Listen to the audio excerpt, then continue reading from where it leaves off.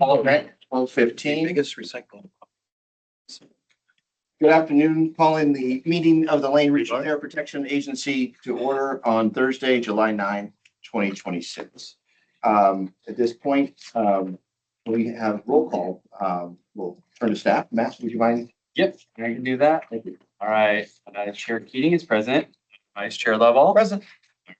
Uh, Board Member Cutchin. Here. Board Member Hensley. Board Member Johnson. Here. Board Member Plummer. Here. Board Member Stout. Here. All right, we have quorum. Great, thank you. Seeing quorum, colleagues, are there any adjustments to the agenda in front of us? Not seeing any. Without objection, we'll move on to public participation. Reminding folks online and in person, we are limited to 3 minutes per speaker. However, we are not limiting the topic that you are allowed to check in on. So if there are any folks in the queue from the public who would like to participate. Seeing any online? Are there any in person who would like to? Seeing anyone ready and willing? Give it a beat. Staff? All right, are there any comments from board members to speak on today's agenda or any future actions or anything on top of mind? Quick question. I thought we were going to have a new board member today I- from Eugene. that was Is that not the case? I or- understand. Okay. Yeah. Maybe it's not. Yeah, I can share, as I was about to share in the director's report here, but Director Ngo is her name, and she is, was unable to participate today. She had a conflict that she didn't know that we had our board meetings on this time when she was appointed to the board, but she plans to be here in September.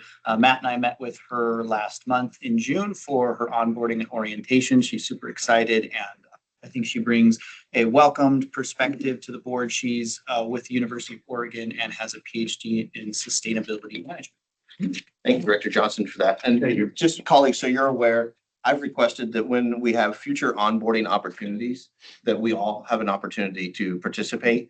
That way we can gel with our newer members and evolve as the organization evolves. Any other comments from board members? Not seeing any. We'll do approval of meeting minutes from the June 11, 2026 meeting, and I'll entertain a motion. Chair, I move approval of the meeting minutes from June 11th, 2026. Second. It's been moved by Vice Chair Lovell and seconded by Director Johnston. Is there any discussion? Not seeing any. All in favor, signal in the affirmative. Aye. Any opposed? It's unanimous. Director's report. Travis Knudsen. Yes, Chair Keating, members of the board. First, I want to apologize for the director's report that was sent out last week was the wrong version that was sent, which was still draft. A corrected version is on our website and has been provided to the board this morning. So I apologize for that oversight on my. You want to also note to the board that we have made an adjustment to our public available hours for foot traffic here in the office. We were available without appointments on Friday, but due to work from home, PTO, Fridays are quiet here for the office, and from a safety perspective, there's only one person in the building. We felt that providing Friday as an opportunity for appointment only, the new structure will be providing in our service to the public. So wanted to update the board on that. For the month of June, we had a lot of good air quality. 28 days were considered good. On June 15th, we had a moderate air quality day, particularly related to ozone, as well as some light wildfire smoke that flew in from the north from Washington. The timing on that was pretty good in the sense that just prior to that, we had some information about Smoke Ready Weeks, had some news press conference, and then shortly after that, had our first kind of light smoke intrusion from the north. So was pleased that we had information out before that happened. As we get into our financial report, we'll take a moment to introduce our new finance manager more fully, but just want to briefly here introduce Betty Nielsen, who is our finance director. She started on Tuesday, so still grounding, figuring out which direction is up here at LRAPA, but we're happy for her. Come on. Also continuing to do recruitment as well. We have environmental coordinator 1 position that has been posted.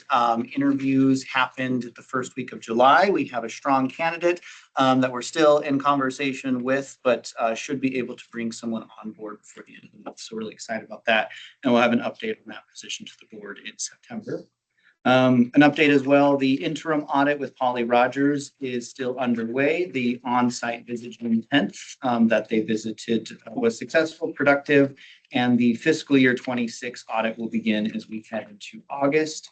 Before Betty joined, Robbie Robinson as our finance specialist, as well as Eric Kaitola, have been helping on the finance functions for the organization. May is closed for fiscal year 25 or 26. And working on June closing the fiscal year as well. Gracious to have Betty here in helping to oversee some of that closing the fiscal year. So that is success. Want to point out to the board that enforcement has been busier. We had 27 notices of non-compliance that were issued, which in comparison to 18 in 2025. I think we are meeting our requirement and enforcing our rules and regulations here in Lane County. Related to that as well is before the board today will be a request to authorize a public hearing on Title 47, which is our asbestos rules, which we've shared with the board about months. On the financial side of items, where we are still below budget, and it looks like we'll be closing out the fiscal year below budget as well. Our reserves continue to meet our 4-month policy. Also, discussion later in the board meeting here today is a consideration of our annual ACDP fees for sources. And as mentioned just a moment ago, Director Ngo of the University of Oregon was selected as an at-large seat to serve the next 3 years. Matt Sorensen and I met with her in June, and she's excited to be here. Regrets her absence today, but plans to be with us in September. So that's kind of the conclusion of the director's report, Director Keating, but happy to take comments or questions. Any comments? Yeah, Vice Chair Lovell. Thank you, Chair. Just a couple of quick ones on there, probably more tongue in cheek, but does the closing of any of the transfer stations going to affect some of these enforcement and people burning trash, in your opinion? Think we're going to see any increase in that going forward? Well, as we have less opportunity for people to dispose of their debris in an appropriate way, I think people look for easy ways to do that. Some of that could be approaches that would be outside our rules. Yeah, and then Matt, maybe as a PR guy, I mean, we were just on the news the other day as the second most polluted air in the United States, and I have issue with that. I'm like, what the heck, over? Any comments about that we are going to maybe put some PR forward? I did attempt to get things out there. The difficulty with this particular topic is that the data is accurate for where it was collected. But the ALA's, American Lung Association's practice is that they take that for county, so they do a county-wide, right? And they collect that data, and wherever the least favorable data may be, they assign it to the biggest metro region in title. So it is accurate for people live that experience in Oak Ridge, but what we experience here in the lower Willamette Valley from Eugene Springfield, that's be misleading, perhaps would be the way to put that. Yeah. So I've fielded a lot of phone calls, I've had a lot of conversations, and so it's. But I did have documents I shared. I put out a press release. I've talked to a couple reporters. The Register Guard just had one that I think did a good job of trying to kind of tease that out. But that headline's hard not to go what. Good job. Appreciate that. Director Plummer. I was going to note too, the wildfire smoke and the PM 2.5 is kind of outside of the scope of really what LRAPA can do to reduce that pollution, but there are great mitigating steps that we have to take. So appreciate that. And I think you all have been doing a great job on that. Yeah. And one of the things that Travis and I agree is it does offer the opportunity to talk about the need for everyone in this area to be prepared to live with wildfire smoke, right? Even though it's a short duration, it can be really excessive. Is know how you're going to get through that day or two of really bad smoke, and know that you're like, oh, I keep my windows and doors closed and I run an air purifier. Because those conversations I don't think are quite as top of mind for folks outside of our field of work. And I think there's a lot of residents that would still benefit from going, oh, that's a thing I should do. I didn't really think about that. So yeah. And Chair Keating, if I could add, I would say that in an instance to where, yes, we're limited in the ability to prevent that air pollution from being created, I think that we can enter a space of helping community members avoid exposure to that particular matter. And that's where that comes to our efforts, such as having our monitors across Lane County, recognizing when there could be wildfire smoke impacting region, and then issuing air quality advisories and communicating outward those strategies that people can follow to minimize how much of that harmful pollution. And member Settlemeyer was able to just join. Great, thank you. Any other comments on the director's report? Questions? Not seeing any? Just one, yeah. I appreciate the new location in the agenda. Thank you. Yeah, thank you, Director Stout. Astute observation. I try. That's a stretch. Director Stout, thank you. I concur because when I made that request, I wanted to get right to the meat and potatoes, or as a friend of mine says, right to the protein. So I appreciate your flexibility, colleagues, and thank you, Director. Did you notice, Director Stout, you're at the very bottom of the agenda again? I'm kidding. Let's go to Citizens Advisory Committee update. Kelly Wood. Good afternoon, directors. At our June 30th meeting, we ended up switching gears a little bit. We are anticipating about 11 different titles coming our way for review as a group, but they're, the idea is to get it to us as a packet, and so they weren't quite ready. So given the wonderful presentation that was at the last board meeting, the Rivers to Ridges folks were able to come in and give the presentation, and it was a wonderful discussion afterwards. The group had a lot of great questions and follow-up questions. We learned some new terminology regarding herpa fauna and just about some of the impacts to maybe more native species. And so it's a really great roundtable that we had. We anticipate and we hope that the next meeting we will have the titles so we can start reviewing them. And we already put it out there to the committee that if we do, to consider whether or not we could make it a little bit longer meeting. And other than that, one person did bring up a potential future topic regarding transite pipe and the asbestos in that. So we might add that to our future topics, because according to data from SUB, there are over 60 miles of asbestos concrete pipe in the Springfield area. And obviously, it's underground and unless it's being disturbed, but that might be something for a future topic to understand a little bit more. That's about it. On top of my mind, as the former University District Hospital was raised to the ground, I had asbestos concerns as well. Yeah, it is interesting because it doesn't, unless it's being disturbed, it's not really an issue. But obviously, as infrastructure ages, then that's going to become more of a possibility. Chair Keating, I'll just comment that on that abatement project, it was a large project. We were well involved with the contractor who had the task of taking on that large. Good. Now, no one answered whether or not they knew what herpafauna was. Well, that's a thing we all know. Does anyone know what that is? Yeah, good. Lizards, by chance? Lizards, another herpetological species? Yeah, snakes and lizards. Snakes I'm impressed. Yes. Just rigged up the agenda one day. Good. Well done, Director Stout. I was gonna say it sounds like a band name that I've not. It was a health thing like HIPAA. It's just misspelled. Spot on, Joe. Oh, Yes, Director What? Wood. one other thing to add, though, is that there was also a question regarding other potential benefits. And one thing that was noted is that even though it's just preliminary and there's more, room for monitoring, is the reduction of ticks with that burning. And obviously with everything that's been out there recently with the concern and just having such an increase, we talked about, the opportunity to do more outreach and some of the other benefits. So. Excellent. Thank you, Chair Wood. Appreciate it. Thank you. Any Citizens Advisory Committee questions, comments, or concerns? Thank you. Move on to our financial report. Yes, Director Keating, member of the board, I will be sharing the financial update for this month, but then as we get into September, that will be passed on to Betty Nielsen. So I'll share here and then take a moment for Betty to kind of speak and introduce some of herself. But last board meeting, Director Stout had a question about revenue and drawdowns from the EPA as well as DEQ. This is as of May 31st, 2026. So the numbers you see there are effectively as what they were of the last update for April. But in the month of June, the state revenues for DEQ, we have drawn all of those down. The 420 that is still to be drawn down from the EPA, that's actually related to a contract we have with some universities, University of Washington and Washington State University, to do some work for EPA Region 10. When we receive those invoices for the fiscal year and pay them, then we can do that reimbursement from the EPA. So we're waiting on that.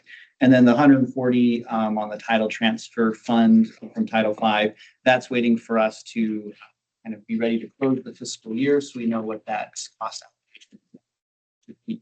Otherwise, the footnotes that are seen there have been the same footnotes, which essentially says that our personnel costs are under budget for where we are through the fiscal year as of May 31st, 2026. So with that, I'll give Betty an opportunity to introduce herself. All right, Eddie Nielsen. I have been here for, this is my third day. So yes, that was a lot of fun. I am a CPA, which my husband calls me a constant pain in the arse. And I have been in accounting and government accounting for almost 30 years. 10 of that has been auditing at the federal, state, and local levels. So I have a little bit of experience, and this will be my third government entity where I am working with Cassell, our accounting system. So I have a little bit of experience with that too. So enjoy all the people that I've met so far. And I think that the Bar Square, as I call them, Miss Robin and Miss Rachel are going to be awesome teammates to make the finance area extremely well run. So really looking forward to working with them all. Yeah, I appreciate Betty's background experience has already had some good positive results in coming in and saying, oh, well, here's some best practices or some sneaky things you can do in Cassell that we didn't know that we could do that we were already benefiting from. So that's been wonderful. Sneaky thing. Well, that maybe that's the wrong word. Yeah. Shortcut, efficient and effective is really. There you go. There we go. These shortcuts easier. Yes, as I kind of step outside myself for a moment, that word of choice could be better. You're fine. We appreciate the effective efficiency. Yes, I like that too. Thank you. Welcome, Ben. Thank you. Yeah, welcome. Any questions around the financial report before I entertain a motion to approve? Not seeing any, we'll entertain a motion. Chair, I move approval of the financial report for May 2026. Second. It's been moved by Vice Chair Lovell, seconded by Director Johnston. Any discussion? Not seeing any, all in the affirmative. Hi. Aye. Any opposed? Not seeing any, it's unanimous. Thank you, directors. General fund revenue and ACDP annual fee option. This is an informational. Director, is it Executive Director Knudsen? Oh, yes, excuse me, this is an action item here. I apologize for that. This is a consideration for the board on some ACDP annual fee options as we're considering or working through rulemaking for our permitted sources, which Kelly referenced as items that we're going to be bringing to the CAC. I have a presentation here that I would like to just walk through the board with. The information, the staff report is mirrored up here in this presentation, but hopefully this is a more digestible way to. Thank you. Get at that. And Executive Director, before you dive in, am I to understand that the motion options, and apologies, directors, this is actually not informational, as you mentioned, the motion options are on page 4 after your memorandum of that. Yes, that's correct. For those of you following along at home. Those of you keeping score at home. Right? Thank you. Yes, and we're sharing. Cool, perfect. So in the month of June, we were starting off this conversation from the board, asked LRAPA to consider revenue opportunities that are available for LRAPA. An identified lever that is most grips for the board is our ACDP fee table. So it's something that was identified last month as our primary lever for revenue generation for LRAPA, as well as our Clean Air Oregon program and some civil penalty post-judgment interest collection. That presentation was cut a little bit short, so we're going to pick up where we left off. And the board asked us to come up with some fee structures to be written into our ongoing 2026 permit rulemaking that is underway at the moment. This is a bit of some rehash of information from last month, but I think it's good context setting that I want to provide to the board here as well. So the reason why we are having this conversation is the service that we provide requires staff to do that, and personnel costs have been rising over the last number of years. The charts you see here, the bar graphs, that is our FTE count that has been allocated through the years by the budget committee. The blue line is that cost of the FTE per cost, which has been audited. This is indexed, which means that this fiscal year 10 at 100 is, or when it's up to 200, that's twice as much as what that cost would be there at 100. So I put on some numbers there to help kind of understand what this index is telling us. And then this line here is just when LRAPA entered PERS, which was in fiscal year 24. So personnel cost growth due to COLAs, merit increases, our PERS, as well as health insurance rates are seeing a personnel cost growth of about 5.5%. Revenue growth with 4% fees, annual ACDP fees is what that 4% is, and that's the item that we're talking about with the board today on fee adjustments. Our 3% growth for partner dues, which is based off CPI, and then state grants are limited in growth, and federal grants have been flat since the 1990s for the work that we do, and so that gap there is a compounding gap of about 3%, and is why this conversation is so what you're looking at here in this green line, that is our ACDP annual fees that has been indexed as well. Fees have grown about 85% from fiscal year 10 to fiscal year 27.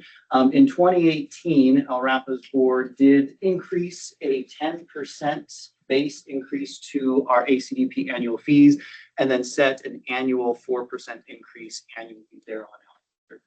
DEQ, in comparison to their like fee structure, that's the purple line that you see here that's charted.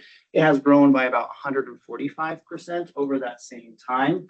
And at the moment, our annual ACDP fees are about 35% lower than you for that comparable permit.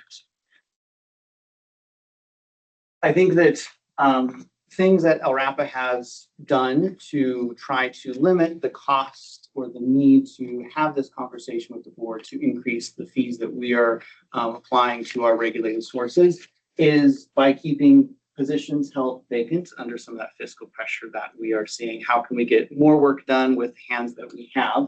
And what that has done, though, is it starts to provide or create instances where we're seeing some deferments in items such as routine maintenance, when we need to update our laptops, when we do need to replace a vehicle. We're minimizing our opportunity to do those things in part due to this financial strain that we're seeing over years.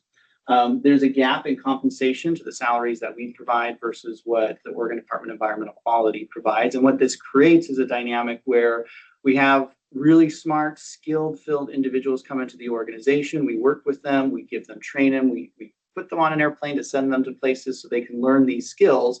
And then a few years in, they are hired at DEQ at a higher compensation package. And then we have to reinvest in another individual. And a way that LRAPA has actually been so successful here is because we do have some tenured staff who have been with the organization for decades.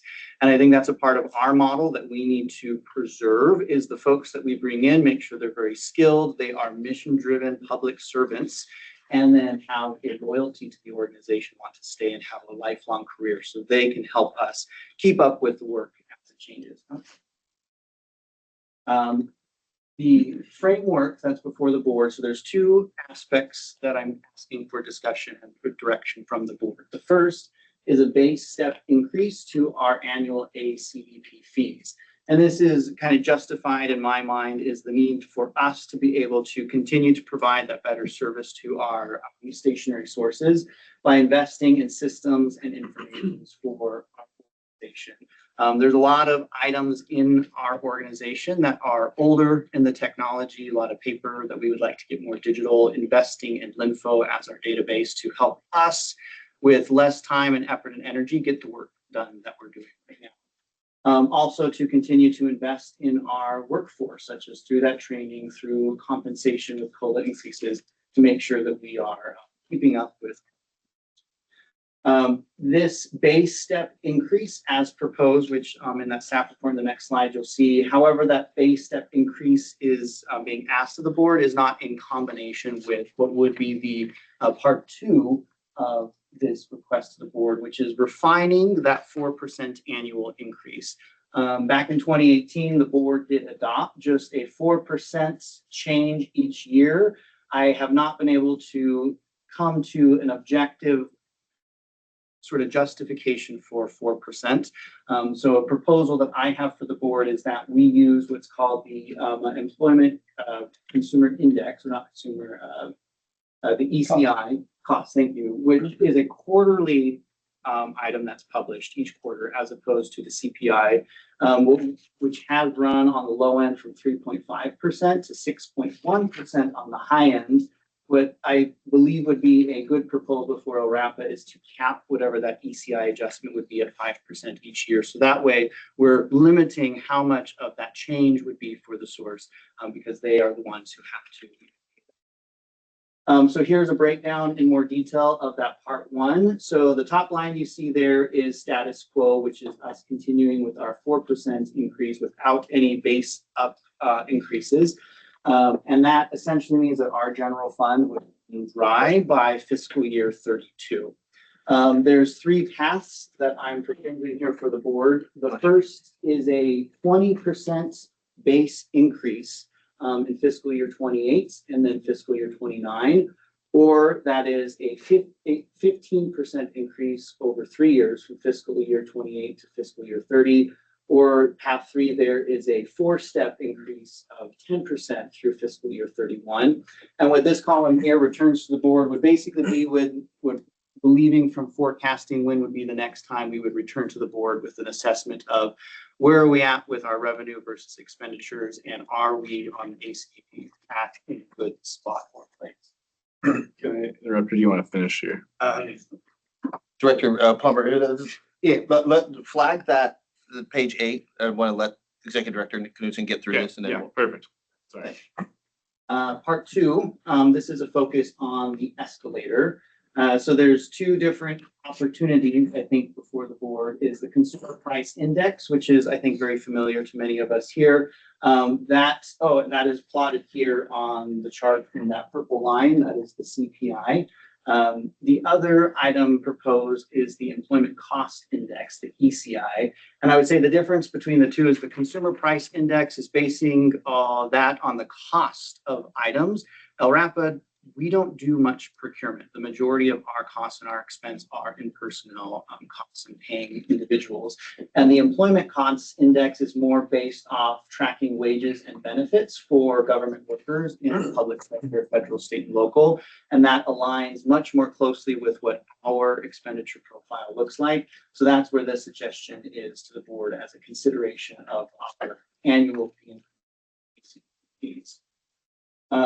And I think why this is important and something that not only just the business community and the board at large should understand and appreciate is the service that LRAPA provides. Is the work we do in Lane County is work that's required by both the federal and state government. It's work that would happen regardless of whether or not LRAPA was here. But the service that we provide is we have more ownership of that work, and we're able to provide it, I would say, a more effective service than what the state would be able to provide, and able to, at the board's discretion, at a discounted affordability rate in comparison to our state partners. And that's kind of the value add that LRAPA brings to the organization. And in terms of us assuring that we have financial stability, is the discussion I want to bring to the board, and what option is best perceived for us to build into our 2026 permit rulemaking package. So that's the conclusion of the presentation, and happy to engage in discussion and answer questions. we will have many questions. We will start with Director Plummer. Yeah, I'm sorry to interrupt earlier, but I'm just curious kind of the differences that staff see between path 1 and 2, and just looking at the chart that kind of looks at the costs from fiscal year 28 to 35.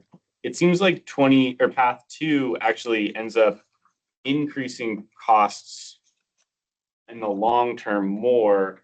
And so I guess I'm curious just kind of why on the chart earlier on the returns to board, it's coming back sooner when it seems like it would be actually bringing in more revenue.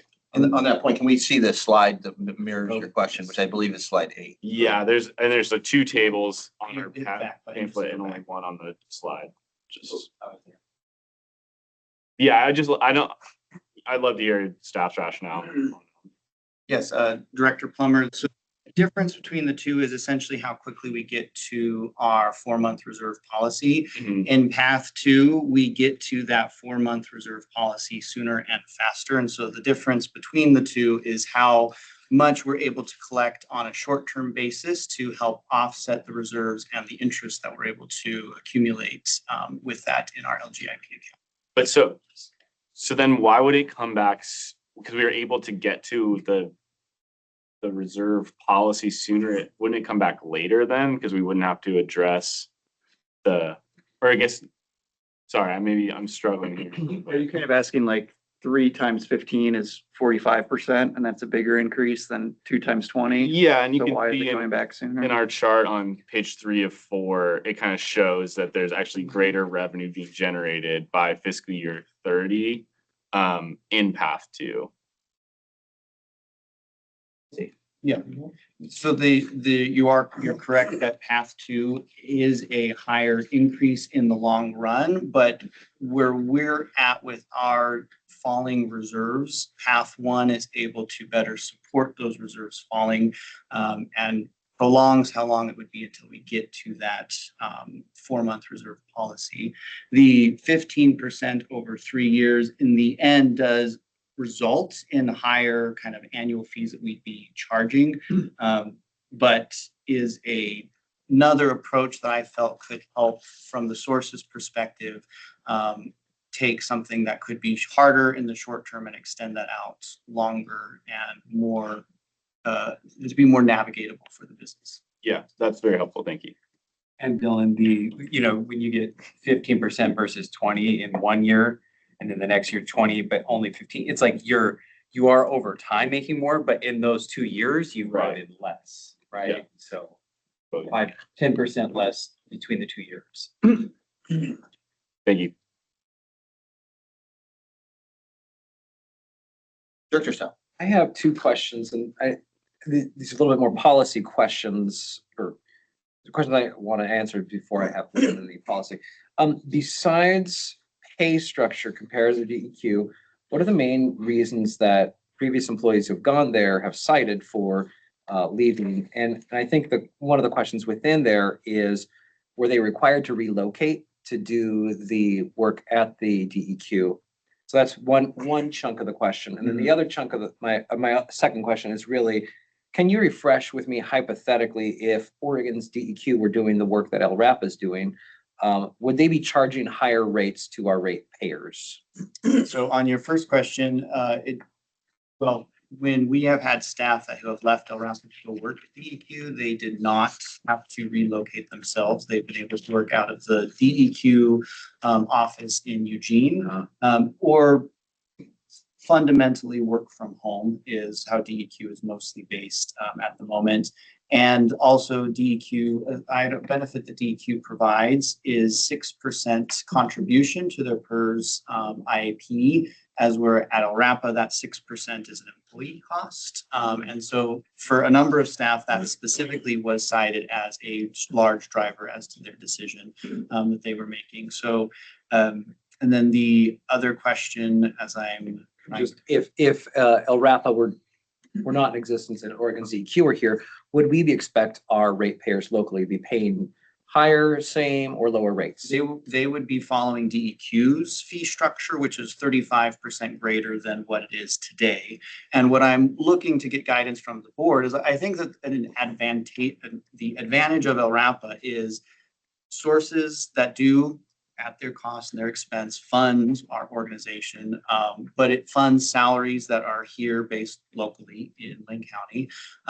We provide, I would say, a more effective service. Our backlog is quite a bit lower than what it is at DEQ. So from a business perspective, if there's a project that they want to get underway, we're much more nimble and much quicker and able to be responsive to those needs.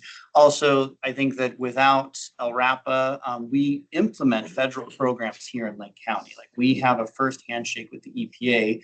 As those federal programs change and those requirements change, we, with the board's direction, have guidance on how we want to choose to implement those federal programs here in Lake County.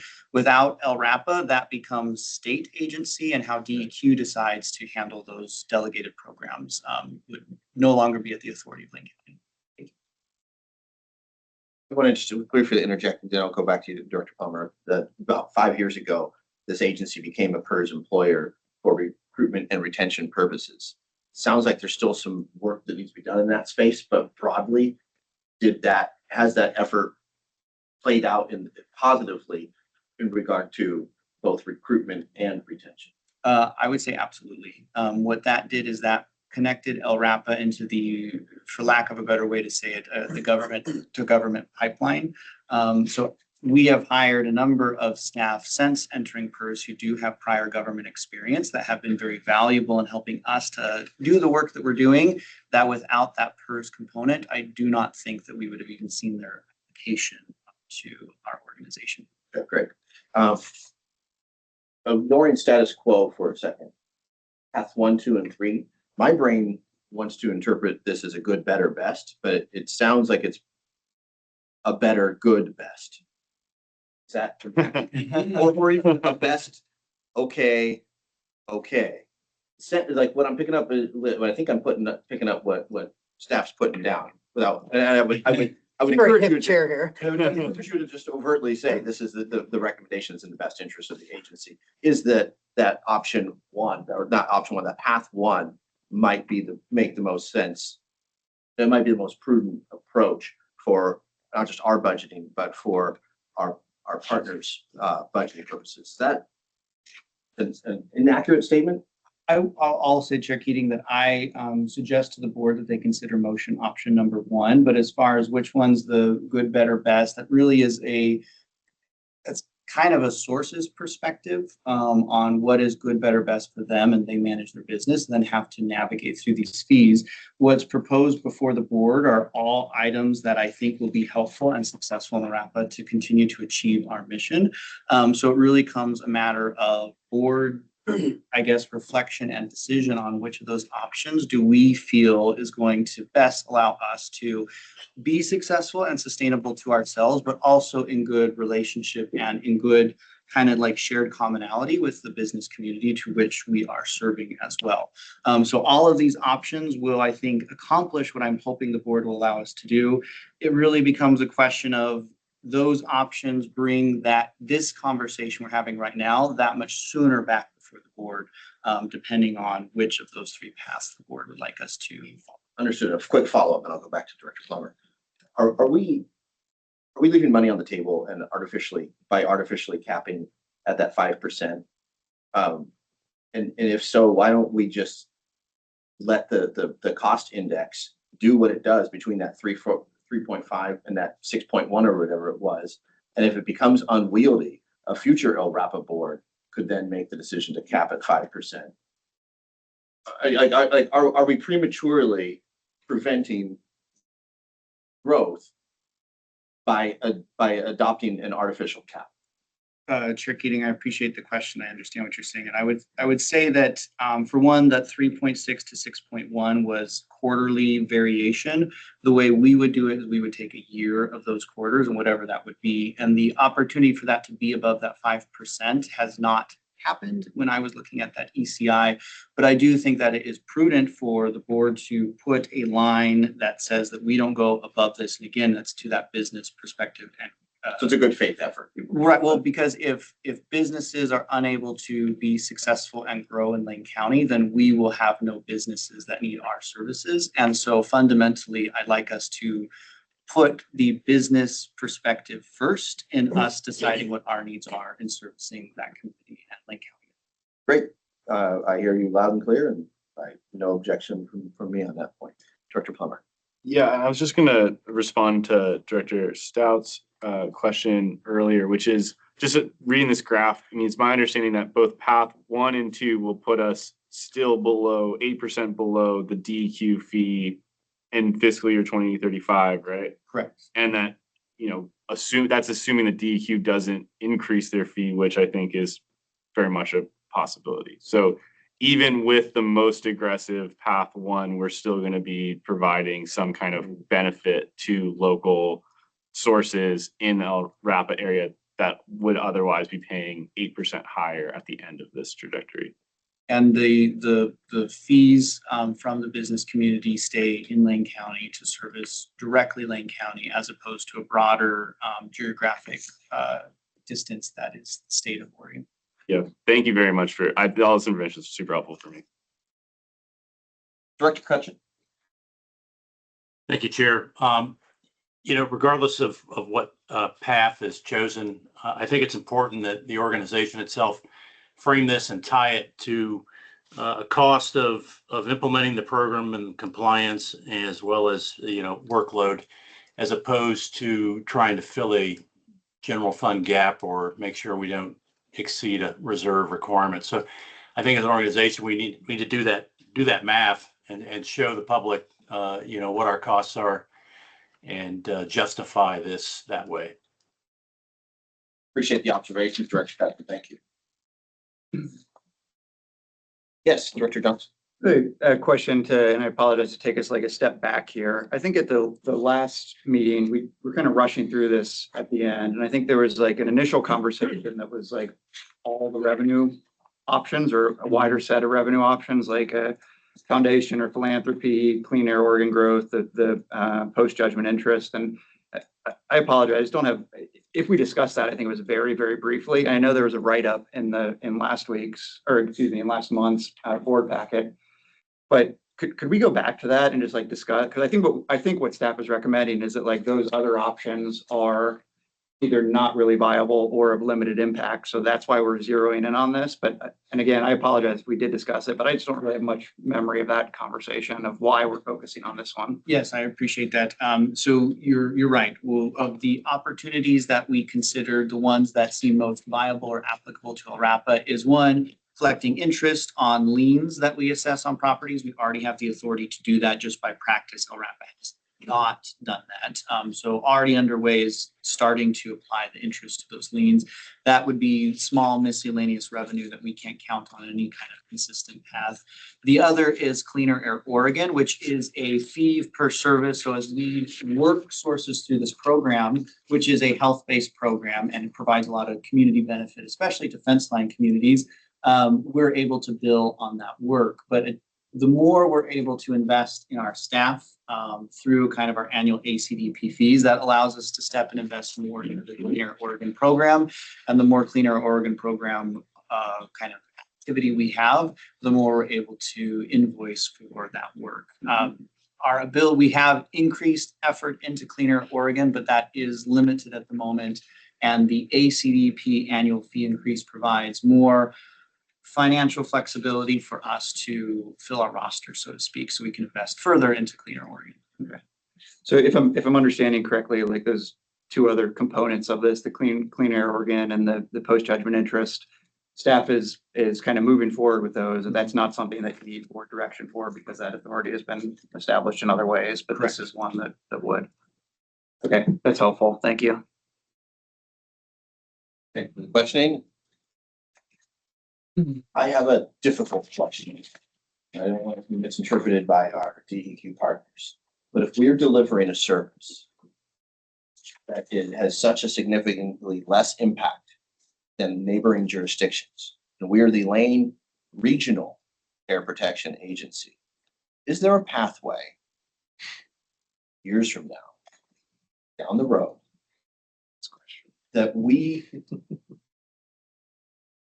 can potentially partner with neighboring counties, a Lynn or Coos or Benton County, Douglas County, and partner with a county that grows LRAPA and continues to partner with DEQ, but also allows for a more affordable pathway for businesses within the region as the Lane Regional air protection agency. I get that politically, how dicey of a line of question it is. I can Stealing see, customers from. I can see the headline right now, but in order for any agency to survive, that there has to be some growth. And so looking around the corner, far around the corner, not to derail this conversation, but is there a like a legislative path? Is there a pathway? Is there any reality in which in the multiverse that exists? Chair Keating, I appreciate that perspective, and I'll just say that first, I ultimately believe that the local governance model is the better model than the state governance model. So part of, I think, the challenges that DEQ faces as state government is one, they have a large geographic distance. There's aspects of their program that we do differently, such as we have permit writers and we have inspectors. At DEQ, that's the same individual. So if you are based in Bend and your source is down in Klamath Falls, doing that permit, writing that permit and doing that, that's one person who has a lot more kind of distractions. I would say too that being smaller allows us to have more first handshake relationships with all of our sources, and through positive relationships, work just gets done better and more effectively. So that is the local model. And then expanding that local model under ORS, the Oregon rules, we have to be a contiguously connected air agency. So we couldn't kind of expand the agency to Coos Bay per se. We would have to be contiguously connected. And then that would include the county commissioner of whatever county that would be. I believe that historically there was an air agency that had two counties, I think Lynn and Benton County, but I'm not 100% sure on that. And as I understand, some of the cross-county dynamics in the politics is ultimately what made agency. So I think the local model is a great model. If we were to expand in that way, would have to be our neighbors. Well, I appreciate the positive public service announcement for local authority. Okay, thank you. I think without any further discussion or questions, I think we're ready to entertain a motion if someone would like to float one, please. Just a quick question, Chair, before we float a motion. I am getting the sense that most of us are aligned, but I still have one more question if I could, Chair. Concerning a couple things that some of the directors have brought up. Director Dillon brought up that 45% over the path 2. And it seems to me, and I'm on your wavelength on this. In your mind, you're thinking, okay, at 45%, fiscal year 34, we should be closer to DEQs in their wages, and we should be making more money at that point. So I haven't quite heard the difference clearly in my mind to differentiate how path 1 is going to get us closer to sustainability than path 2. The second thing that Director Michaels brought up is a couple of meetings ago was our reserves. Does one path favor another path to feeding our reserves? And I guess the third question would be, if you're keeping track, would be, you and I, Travis, have had questions about AI. You mentioned that 2 full-time employment positions are still unfilled. And would AI in the future keep those positions unfilled where effectively we would gain a little bit of revenue that could help some of these other costs that we're talking about? Yeah, so on the AI question, Commissioner Lovell, I would say that ultimately, I don't view AI as something that replaces FTE. I see the tool or the resource as a way for staff to upskill themselves in a quicker, more efficient way. And I'll speak to, as an example, navigating a few months without a finance manager. I have done a lot of learning and growing in that finance space, and AI has been a very effective tool for me to more deeply, effectively understand what my responsibilities are and meet them. So the way that AI could be that dynamic change is if we're able to skill ourselves in ways that we learn maybe how to do some coding, we learn how to do these other items that allow each individual to do their work more effectively and efficiently. And that's where we start to see that gain. Part of the FTE that has been held has been a cautionary approach from my perspective, seeing the general fund and wanting to provide as much runway for me to navigate what the appropriate response is for LRAPA is the organization, then in consideration of the business community as well. I would like to fill those FTE positions, but have been hesitant to do so. And then on the second question, it comes down to how quickly we reach the that 4-month policy. With path 2, we do dip below that 4-month policy, I believe, for closer to the end of that, and that's why we have 1 year sooner before we bring it back to the board, because that 5% difference between the 20 that's early on and loaded, as that math works out in that model, it only brings us, it generates more at a higher fee eventually, but as far as the reserves go, because we're not generating that revenue sooner and longer, it's the second choice. Gotcha. All right, last question. I didn't want to stack you with a lot of questions. On the ECI, Well done. yeah, on the ECI, it's 5% cap. Is there a minimum? I mean, what if the ECI comes back and it averages 2% or 2.8%? Is there a minimum that we're going to establish and a maximum? I would say on the minimum, no, because that would be kind of if we took what is kind of to Director Cutchin's approach, what is the cost to the business? I would think that could be a model that we could follow in us determining what that cost is. But if this is what we believe is an approximate match to what our increased costs are, if that approximate match to our increased cost is only a certain level, I would be hard pressed to justify going beyond what the increase to our own costs would be. Well, that's what I was wondering too. I mean, would there be a situation where we would find ourselves in juggling the two, the CPI index and the ECI index, and say, well, both were low, but we take one or the other because it benefits the organization more. I mean, is there a way we incorporate that into the motion that, if it gets below a certain minimum, I know that kind of clouds things up. My question is like, if we're going to have a maximum and the minimums kind of juggle and one's more beneficial than the other, are we stuck choosing the one that's less beneficial because we lock ourselves in? I think that we could, in our rule language, say, put CPI and ECI in there and then have a language. I couldn't think of what that language would be off the top of my head right now, but we could build that system in our rule structure. Yeah, I think that would be beneficial. Just my perspective on the discussion on it. My suggestion, and I hear you loud and clear, Vice Chair Lovell, would be, because the motions just talk about the escalator cap, we wouldn't be out of sync. It's not a legal opinion, but I interpret this as not being out of sync. If we came back and had to establish a basement, it wouldn't be in conflict with whatever motion we're taking today in establishing a ceiling. Yeah, that's good. And Director Keating, if I may, I'll say that this is just guidance for us, so we can build this into our rulemaking package that we're bringing before the board. And this is not necessarily a final point of decision for the board. It's just guidance so we can move further on work that's underway. Real quick, so are we looking ultimately sort of for like a tally vote, like what we're generally in favor of? Because we have 4 different motions presented, and are we looking for one consensus or? Thank you, Director Stout. Anyone of us can make a motion, and I'm going to open the table up to do so. And we can have discussion on that. If someone wants to float a substitute motion, or if that motion fails, that's how we'll do it. So rather than go around and do a tally, I would just entertain a motion based on what's in front of us, and we'll move from there.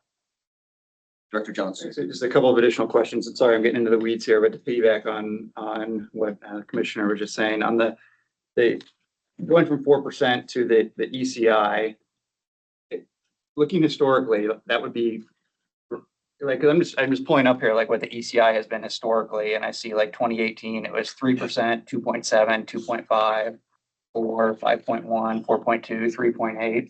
So like in most years, going to ECI would actually be a smaller increase than sticking with the 4%. So like, are we kind of going backwards there? I mean, I understand that we can't predict the future, but like, if we had done the ECI method 7 years ago, would our fees actually be lower today? If we did the ECI method 7 years ago, I believe our fees would be higher than what they are today. Okay. One of the items, Matt, if you want to pull up a graphic here on the slideshow, both of the CPI versus the ECI are charted on, I think, number 9 there. So you can see the click through. So the orange item there is the employment cost index, and then the purple is the consumer price index. So that's a comparison for the two. So they are close to one another, but there is some fine nuance between the two. And my perspective is just that categorically ECI is more appropriate. Yeah, it makes sense. Expense than the CPI. And a 4% increase feels kind of arbitrary, in the sense of kind of going back to that business perspective. If our costs really only legitimately increase 3% in a year, but we're arbitrarily raising our fees 4%, is that equitable to the business community? And I'm not sure that that is. On that point, Director Johnson, when Executive Director Knudsen and I met to set the agenda, I had talked about weaving in a step for that cap. So capping that a 5%, then next biennium 5.5, next biennium 6. So the business community could see and absorb that if there are years in which the ECI is just constantly tracking at north. That way we're not leaving money on the table, and we're signaling to the business community that you're a valued partner with us, but we have clear employment costs as well. And we're not going to just knock you over the head with them, but we're going to grow incrementally. That's not necessarily on the table right now, but could you speak to that observation, please? And maybe why that's not baked in, and is that something that we could do in the future? I mean, we could do that in the future. What my approach was just trying to create some avenues for the board to consider, all avenues that I think would accomplish our need. And then essentially what it would be is just how fast this conversation gets revisited with the board on essentially what would be the same topic. But I think there's a lot of different approaches that we can take to provide that. I do think a cap is important to assure that, because again, we're secondary to the economic growth of businesses of our region. And I don't think it would be appropriate for us to be in that growth.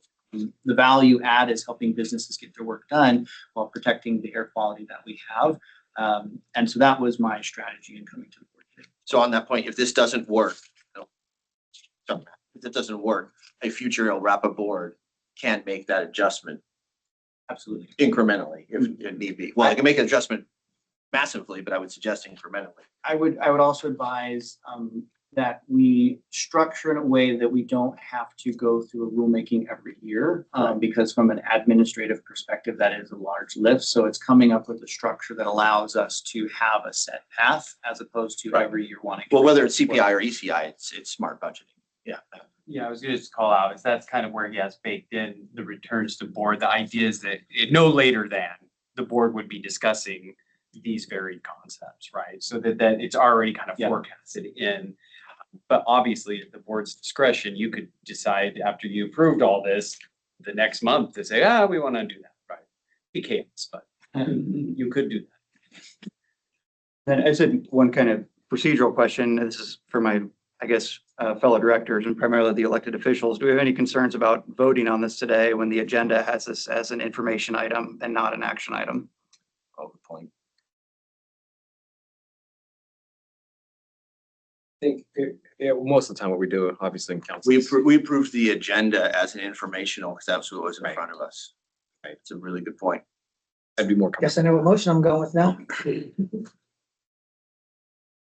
Well, That's a good point. That's a really good point. yeah. So I'm No, generally a you're risk spoiler averse alert. person and a little.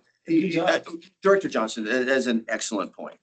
Without a parliamentarian or legal counsel, I would want to be better safe than sorry, because it was publicly announced as information. And even when we cracked this open, though it was in our agenda, the actual literal agenda said information. That being said, I think that thank you, Director Johnson. I think this agency would be remiss, or this agency, it is in this agency's best, my opinion, based on your observation, that it's in this agency's best interest to defer action until the September meeting. Yep. Director Plummer. Maybe just. You're doing nothing, sorry. Yeah, I hear Take a vote. what you're saying. So I just procedurally though, this is like a pretty squishy motion, right? We're just offering staff direction to bring back language in rulemaking. And so I'm wondering if rather than making a motion, if there was maybe like a straw poll that we could take or some like more informal direction that we could give to staff so that even if we do revisit the conversation in September to formally make a motion, we could indicate to staff which direction we were leaning so they weren't maybe like unduly like rushed to provide the ruling. And if that's not necessary or helpful. Director Plummer, again, I appreciate the observation. Without a parliamentarian or without legal counsel, my hesitation to do a straw poll is, I want to indicate my hesitation to do a straw poll in that it can be interpreted as a vote. Putting myself in staff's shoes, I think they can pick up what we're putting down as far as an informal consensus. But to do any sort of even thumbs up or thumbs down can be interpreted as a vote. And I wouldn't want to put the agency in a position where we're taking votes in a way that isn't above board. Fair. And I'll defer to people with more expertise on treatment. I'm going to trust the chair's judgment on the parliamentary style because I haven't been doing this for that long. So, but I think this is a helpful opportunity, sort of function as a work session for this concept, because I think a very important and crucial concept, and it's at the core of what we're doing for this organization. So thank you. Yeah, and on that point, Director Stout, we'll have a full complement with a new member in our September. There we go. True. Which would be even more beneficial to ensure that all of us are rowing in the same direction. Vice Chair Lovell. Thank you, Chair. I think based on the discussion, the staff has enough information to come back with a sharpened pencil of motion options for the September meeting. That is very well said, Vice Chair. Thank you. All right, moving on to our Title 43 asbestos rules and hearing. This is an action, colleagues. Executive Director. I guess, Director Keating, members of the board, this is an action item. First, I apologize for that oversight in information versus action. It was not my intent to delay our work, but we'll be prepared, more prepared in September for the board. So as the board is aware, we've been working through 2026 on a Title 43 asbestos rulemaking. The staff report kind of outlines in greater detail effectively what this rulemaking is for the board. The things that I think are important to highlight here for the board. Yes.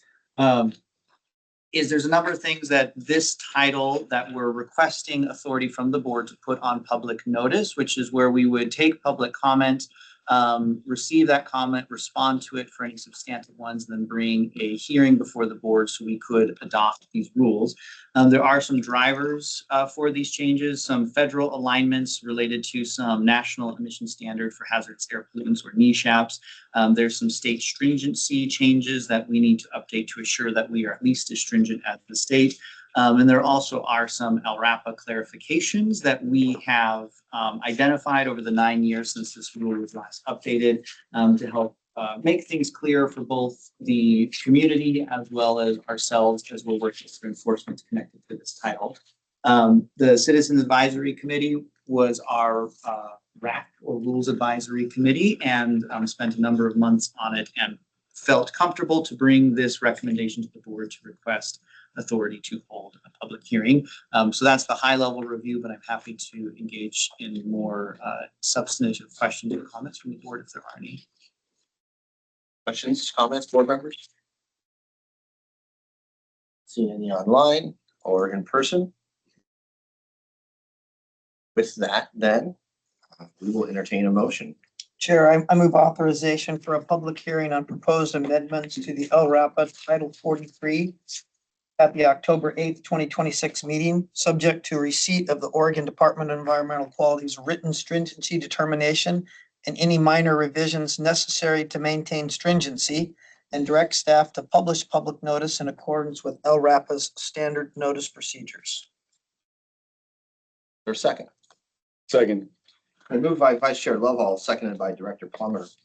This is motion option number 1 in your packet. Is there any discussion on that motion? Good work. Not seeing any online or in person. I'd like to just thank the Citizens Advisory Committee for serving as our RAC and the staff's work on this too. Yeah, here. Thank you. All those in favor of motion option number one, signal in the affirmative. Aye. Any opposed? Thank you all. None opposed. That's unanimous. Look forward to that public hearing. Over. Future board agenda items. Go around the table. If there's any future board agenda items you would like to share or see. I just wanted to say, reiterate my thanks, as was brought up during our citizen advisory committee recap in regard to notes, eating. The session we had on outdoor burning, where is it? Rivers to Ridges. Rivers to Ridges, thank you. The Rivers to Ridges team, Page 4. I think page 4. Thank you. The Rivers to Ridges prescribed burning presentation was A+. And I so wish that we could have been present for their Citizens Advisory Committee engagement as well. That got me thinking how this board could benefit from maybe some on-site team building and like live, in-person, on location engagement with some of our partners' work.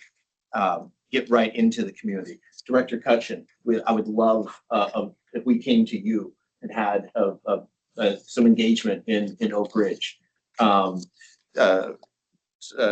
Chair Wood, I would love if there was some engagement on site with our Wildish partners. I'm most recently wearing my my work hat in the legislature. Had an opportunity with my boss to tour. I'm having a blank. Why am I having Weyerhaeuser? Well, we toured Weyerhaeuser, the Weyerhaeuser facility. Which one? The one in West Eugene. Okay, thank you. Yeah. Thank Yeah, you. now I know Yeah, which one you're exactly. talking about. And I was most impressed with their attention to detail around safety and air quality. And seeing on site gave me, as both in my work capacity and in my public service capacity, better insight as to what our community partners, what our business partners are doing to be responsible. And so I think the more we can amplify that and be on site and in person, the better. So my suggestion is, as we have our August break, is for the new year and for the next year, to be more intentional about strengthening those relationships, being on site, being in person, and having a better understanding about the work we're doing in the communities that we're doing that work. Yes, Vice Chair Lowell. Comment to that end, Chair, good suggestion. What would it look like if perhaps, for example, we toured Sierra Pacific's site on a meeting day and the agenda was adjusted so that we held the meeting in their conference room that day, so it'd be a combined effort. Yeah, 100%. What that would look like would be A+. Yeah. That would be win-win for the community. As long as we noticed it well in advance and still had the same virtual engagement opportunities, then we're checking all the boxes that we need to check, and we're meeting that goal of being in the community. I'm not suggesting it's for every LRAPA every month, where the LRAPA roadshow. But what I hope you're all picking up what I'm putting down is that maybe there's some quarterly opportunities to really bolster and strengthen those relationships and expand our outreach. Yeah. Sorry, Matt, to put so much, throw you a curveball, but I like biannual to start. Right. But I do think that it's a wonderful idea. I think it's wonderful. So. I mean, it would almost be, I mean, look at all the, not the hassle, but some of the things that maybe another member of the community has pitted IP paper against them. It would be good for us to get some eyeballs on that, just because, you know, what we've heard and what we've not seen are two conflicting ideas in our head. So My lived experience, much like Chair Keating's, is that anytime I've toured a facility and that they're walking me through, showing me things, I can ask any question. I leave in such amazement of how hard they work, how diligent they are, how serious they take that obligation, and how lucky we are to have them operating. So yeah. All right. Well, thank you. So and that's a work in progress. It's, I just, after touring Weyerhaeuser, it's like, this is a real opportunity for our board to shine and learn more in our community. Great. Any other thoughts or suggestions about future board agenda items? Look forward to welcoming our newest member of the board. Hope you all had a great Independence weekend. We'll be taking August off unless something wildly out of the norm pops up. Knock on wood, hopefully it doesn't. So have a great remainder of your summer. Stay safe. And we will see you in We're a life jacket. Wear a life jacket. Yes. Right. Good one, Vice Chair Lovell, and sound advice. And we will see you in September. Without objection, we are adjourned.